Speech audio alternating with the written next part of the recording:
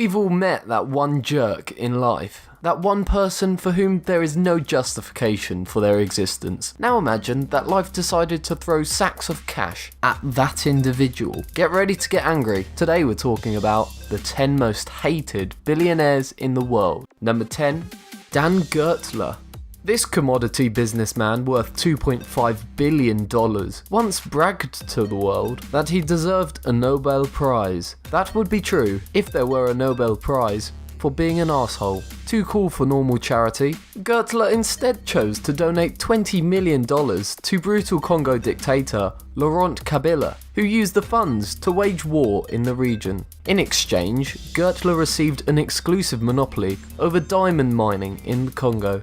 In true Nobel laureate spirit, Gertler has been accused of milking his mining rights, leaving little for workers in the Congo. Number 9, Stephen Schwarzman.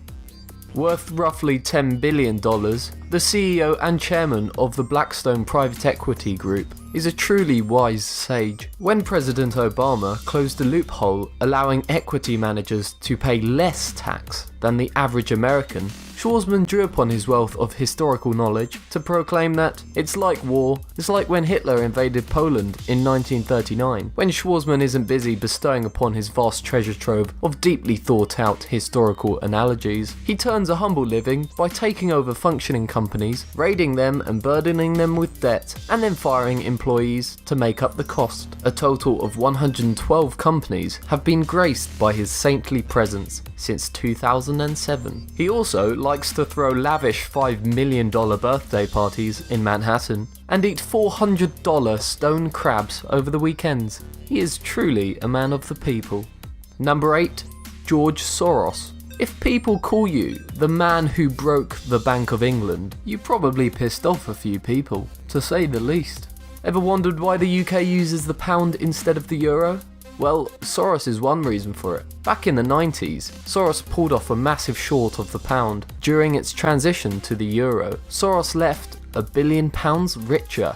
While some admire his intense passion for charity, others despise his interferences in politics, be it funding $7 billion for left-wing causes, or declaring the removal of George W. Bush from office as his central focus of life. Number 7, Ivan Glasenberg. Glasenberg is the CEO of Glencore, a textbook example of a shady company with funky business practices. Alleged use of child labour in the developing world? Check. Dumping acid into the Congo's rivers? Check. When tested, river water near Glencore's refinery had a murderous pH value of 1.9. And that's just the tip of the iceberg. To bypass taxes, Glencore would sell iron ore from the Congo to their Swiss subsidiaries at ridiculously cheap prices, allowing them to pay a pittance in local taxes. Come on, Glasenberg, if you're going to mess up the Congo, at least give them enough cash to clean it up. Number 6, Carl Icahn. Within business circles, Icahn is dubbed the corporate raider, known for ruthlessly taking over companies, siphoning off their assets, and then sending them into the graveyard. Merciless, Icahn has no qualms in ending pension plans for his workers at 5 different firms. He once threatened to pull his casino business out of Atlantic City unless New Jersey gave him $175 million in tax breaks. By pissing off his workers, virtually every taxpayer in New Jersey and half of America, Carl Icahn has truly fought his way into this video. Number 5, El Chapo Guzman. El Chapo is responsible for nearly 25% of all drugs that enter the US via Mexico, with a $5 million bounty on his head. You could surmise that some people really don't like him. While El Chapo may have a few fans, notably singers who compose songs known as narco corridos, praising him, make no mistake, he is a vicious drug lord and the first criminal since Al Capone to be designated public enemy number 1 by the Chicago Crime Commission. Number 4, Sheldon Adelson. While some dislike this casino mogul's alleged shady business practices and tax dodging, others see a puppet master that dominates politics. In 2014 alone, 3 presidential candidates, Jeb Bush, John Kasich and Chris Christie travelled to Vegas to seek his blessing. Compounding this are his sometimes outrageous views. He once called for the US to drop a nuclear bomb on Iran to prevent it from getting its own nuclear weapons. Great way to prevent a nuclear war, right? Number 3.